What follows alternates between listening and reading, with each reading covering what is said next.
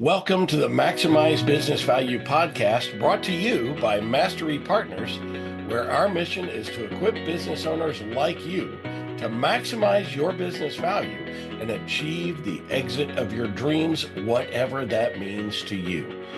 With insights gained from over 100 business transactions, we share real-world strategies, lessons, and expert advice to help you build long-term, sustainable value in your business. Each episode is hosted by one of our Mastery certified partners. They're seasoned experts who've helped countless business owners navigate the complexities of growth, scaling, and building value. They bring first-hand experience, actionable insights, and a passion for helping you build a business that thrives. So let's dive in.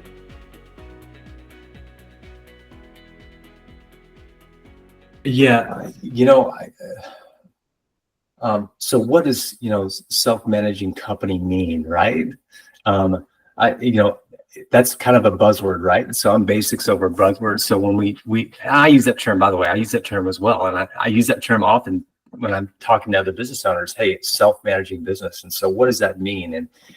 And so the example that really comes to mind, that I think really highlights on multiple levels really what that looks like in reality for somebody that's watching and listening to this podcast. It's simply this.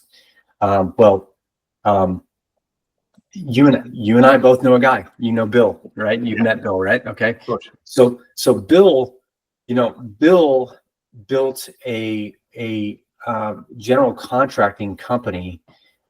He got it to 15 million a year. And this is back in 2012, 2013. He built this business on his back, got it to 15 million a year, had 60 people working for him, and everything was flowing through him. Everybody was answering to him. All the policies, the processes, everything was through him. And as he described it to me, and we've had multiple conversations in which he got really, really, honest about it. He said, I was running this. He says, I was making a lot of money, Christian. He's like, I was making a lot of money. He goes, but I was working 85 hours a week. He said, nobody was making a decision without me knowing. He goes, and part of that was I didn't want anybody making a decision without me knowing. So part of that was me just holding on too tightly. But he said, I was carrying around 3 different cell phones. He said, I'd be in the middle of dinner and I'd get a call and I'd be on the phone until, he said, he was the chief salesman. He was the chief, accountant. He was doing all those things. And imagine, Darren, $15 million a year GC business between subs, that's a lot, right? And he said, Christian, he goes, I basically went to my wealth advisor and I said, hey, get me to this dollar amount or get me to this. I'm serious. This is what he said. He said, get me to this dollar amount. He told his wealth advisor, get me to this dollar amount or get me to this year. And then I'm out. And what Bill meant by out was I'm not going to try to sell the business. It was, I'm going to shut the doors and never look back. And that's heartbreaking, right? For somebody to do that. He got introduced to EOS. He hired an implementer, one of the best, Jill Young, your implementer, my Absolutely. implementer. Hey, Jill. He had he had taken on a business partner in this business, by the way. And so when he started on the EOS journey, everything was running through him. Fast forward 8 years, in 2020, COVID, the year of COVID, he was actually in the year of COVID. He was spending about 15 hours a week in the business. He actually bought out his business partner. Okay. And he about that time, he started looking at acquiring and purchasing other businesses. He literally went from get me to this number, I'm shutting it down, to, you know what, this is so great. I think I want to work forever, because because I'm not doing everything in the business. I've got a leadership team around me. I've got process. I'm not these. He's like, I'm no longer the base. I'm the bonus.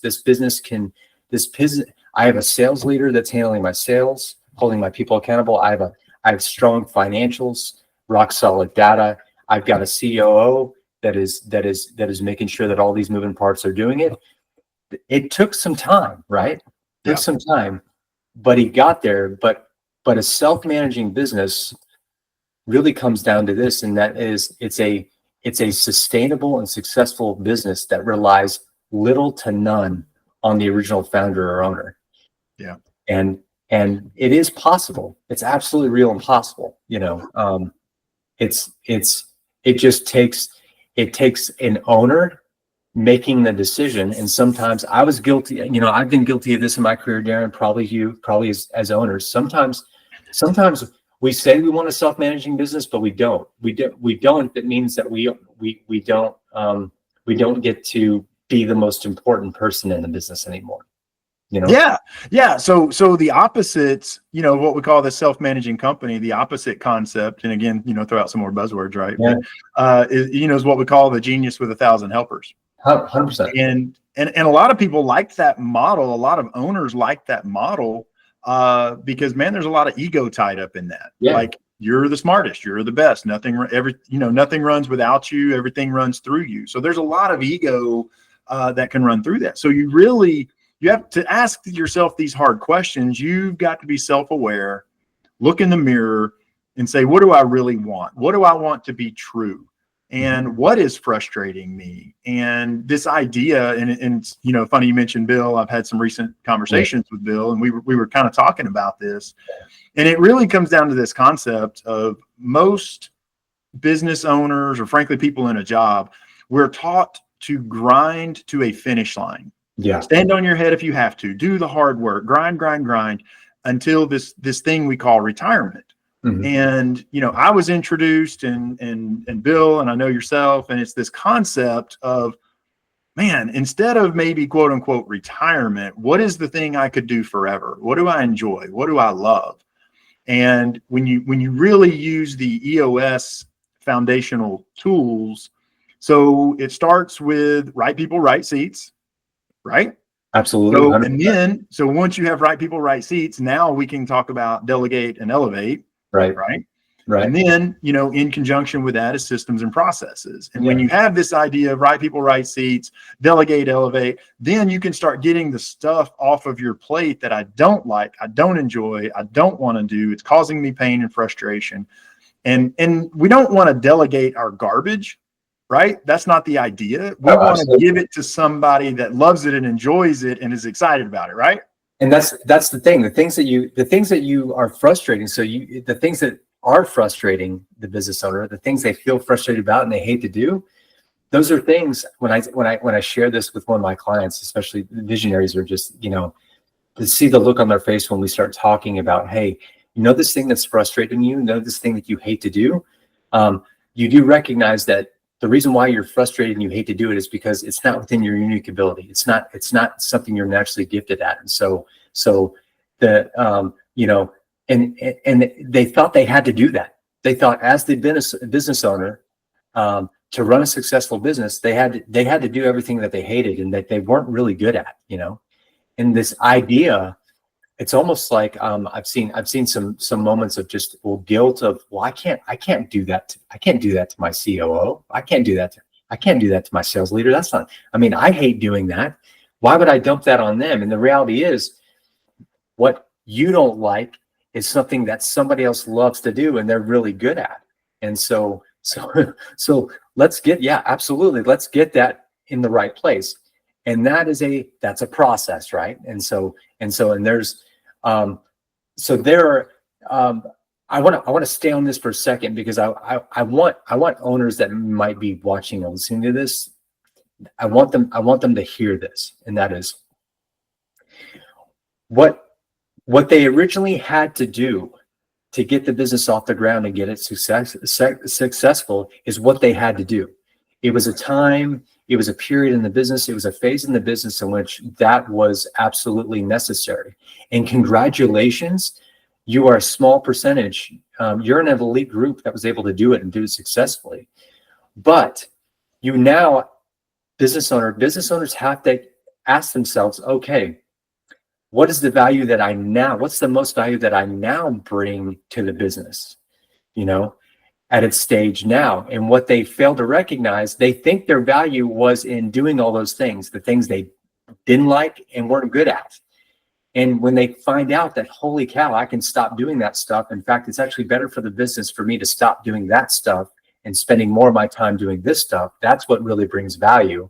And oh, by the way, that's stuff that really energizes me. I really love doing that stuff. It changes. That's the switch that flips, where they go from, I want to get out and get away from this, to, hey, I think I could, if I could do this stuff more and only do this stuff, yeah, I'll work forever, or I'll go do this again in another business, or, I might go do this, that's the magical thing. So I want the owners listening to this, what they think is building, what they think they're bringing to the table now, is probably not truly accurate. They need to just pause, take a clarity break, another buzzword, an EOS buzzword. They need to pause and really think, where do I bring value? And they might be surprised at the answers they get from people, trusted advisors around them. They might be surprised about what they hear, and it might be freeing to them. It might release them from a lot of stuff that they don't love to do, And man, I really think that awareness and that potentially that change of perspective is so valuable. Yeah. Because what it allows you to do, frankly, when you get to that point that you just described, that awareness, it allows you to release so much of that guilt around, we have all these ideas of what we think we should be doing, right? And what a business looks like, or what a successful business looks like, or what the responsibilities of an owner looks like, right? We have all this guilt around what we should be doing. So when you can change your perspective and you can find team members that pick up where you leave off, you're not delegating garbage. You're delegating what somebody else loves. It's just not something that you happen to love, right? Absolutely. So when you find that, you're right, man. It is a very powerful switch. And that's when things start to scale and really start to hum, because you can let go of these things, these painful things that are grinding you down. Man, that's awesome. So, and it's the beginning of that self-managing business that we kind of were talking about. You start letting go of things. And so the business and the people that you've hired to help you in your business start grabbing hold of those things and taking those over, becoming the company starts becoming less owner centric. And that's the beginning of the self-managing that is very valuable. So if somebody, it's valuable for helping the owner achieve the lifestyle they want to achieve, or if there's an exit in the future, it makes that exit 10 times easier and 10 times more valuable for them, And man, that's it. That's what I was going to say was, not only, if you embrace this idea and this perspective, not only do you get your life back, you'll probably make more money in the process. That's right. And you're also going to make your company more valuable. Yeah. Right. So it's not either or. I'm not having to choose a lane. It's like, oh, do I get my life back at the expense of my company? It's like, man, these are two sides of the same coin. You're making your company more valuable. You're getting your life back. And you're probably delegating to some talented, quality people, and you're improving their life in the process as well. So, man, that's awesome. I mean, so next question, go ahead. Yeah. I mean, I was just going to say this, and that is, well, I can't add anything else to that, because you put it perfectly. So I'm not even going to try. All right. Whether you're wearing your hat as a business owner, or you're working with EOS and you're working with other companies, what are you doing these days that you find the most rewarding? The most rewarding. Oh man, well, that's a great question.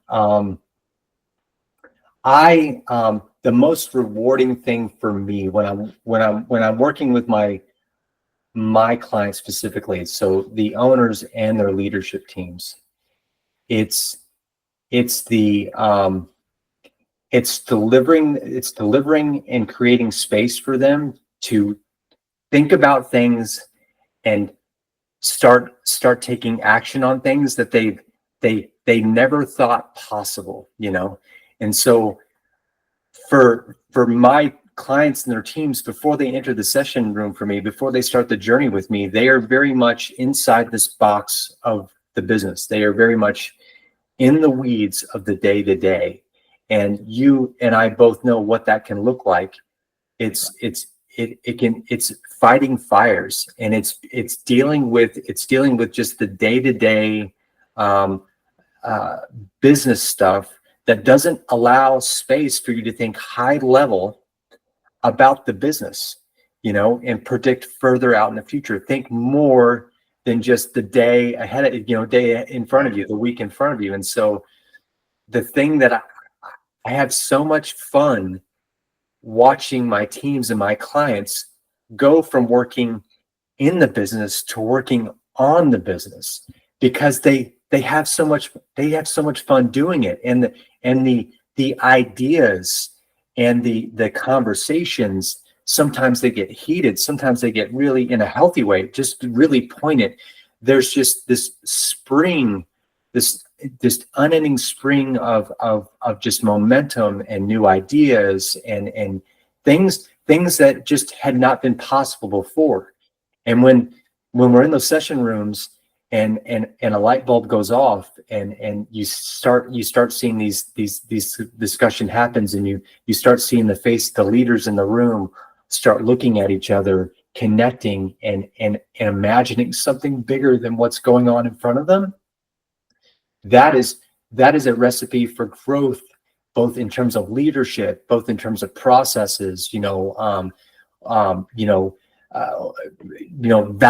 value propositions, sales, marketing, whatever. It's all happening in those moments. And that is the most fun that I have. Is just, I'm not doing it. The answer's in that room. My teams know the answers. They've got the experience. They've got the skins on the wall. Nobody's ever created space for them to get out of working in the business and get to working high level, 40,000 feet on the business. And I think that's the number one difference between companies that operate on an operating system like EOS versus those that don't. And that is, the ones that don't are spending 100% of their time day in and day out, never ever creating space for themselves to think high level down the road. Where are we going? How are we going to get there? That I have seen transform owners' lives, transform the leadership team lives, just creates completely different companies. That's fun, man. That stuff's fun, right?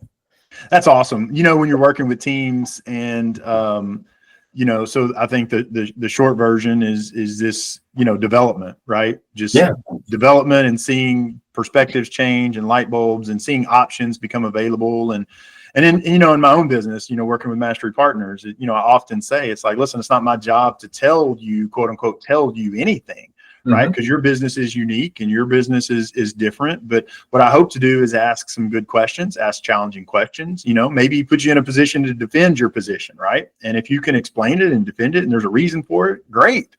But maybe there's another idea, maybe there's another perspective, maybe there's another way to do it. And the way you said, to give them the space, right, to provide that space for them to think through those different things and make those decisions. That's awesome. That's awesome. I like that. I mean, how many times have you, I'd be curious to find out when a business owner comes to you and you start taking them through your process, I wonder how many of them, when you start asking them the questions that I know you ask, how many of them that's the first time somebody has just asked that question and created that space for them to think about it.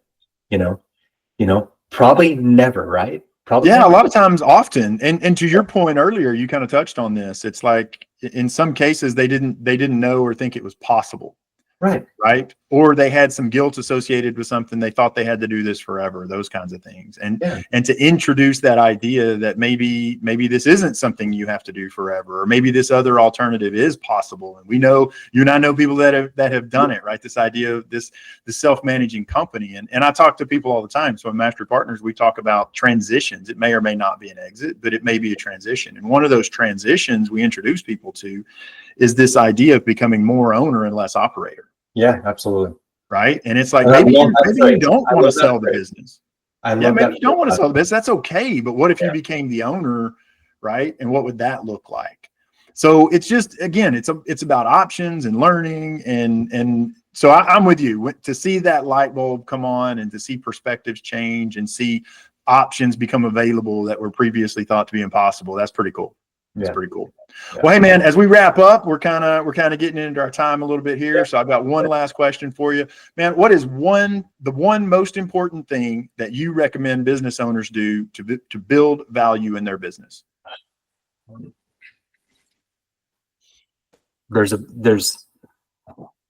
I just had to pick one, the number one way to build value in a small business, in my opinion, is to make the decision and to develop a plan for creating a business that can run and grow without your constant involvement as an owner. And so that means building a company with documented, repeatable systems and processes, a strong leadership team. You need predictable financial performance, of course, a clear niche. You got to have a clear niche or a unique value proposition that sets the business apart. In customer diversification, no single customer making up too much of the revenue. You have to, the number one thing is to build value is just to create that business that can run and grow without you being, as my friend Bill said, without you being the base, you're just a bonus, and just create a plan and start that process, I think EOS, I think a business operating system, even if it's not EOS, I think that helps people get there. I think having conversations with people like you, Darren, and your firm and what you guys are doing, I think that helps business owners develop that plan just to get to not be the base, begin working yourself out of a job and just being an owner. That's the number one thing to build value. And I tell people this all the time. If you tell me, hey, I've had 2 exits, that doesn't mean anything, because the next question I'm going to ask you is, okay, what were those seller discretionary earnings looking like, and what was your multiplier? And here's what I know. I know that multiplier is heavily tied to an owner not being the base of the business. Work yourself out of that spot. Man, I couldn't have said it better myself. Like we said, those things, they're going to give you your life back. They're going to make your company more valuable in the process, all those things, man. I think that is great advice. Yeah. And man, thank you so much for joining us. Thank you for sharing your insights and experience with us today. Man, it's always great to talk to you. I always enjoy our talks, and I'm glad we could share this conversation with our audience. This is Maximize Business Value Podcast, where we give practical advice to business owners on how to build long-term sustainable value in your business. Be sure to tune in each week and subscribe to our channel so you won't miss a single episode. Thank you, everybody.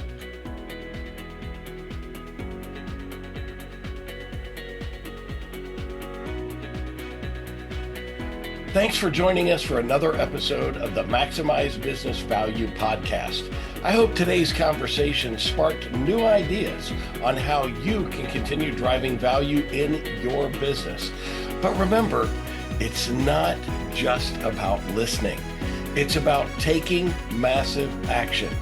Visit our website, masterypartners.com, for more resources. Grab a copy of any of the books in the Maximize Business Value series on Amazon or via the links below. And don't hesitate to reach out if you want to know how to apply these concepts to your business. So until next time, I'm Tom Bronson, reminding you to relentlessly execute while you maximize business value.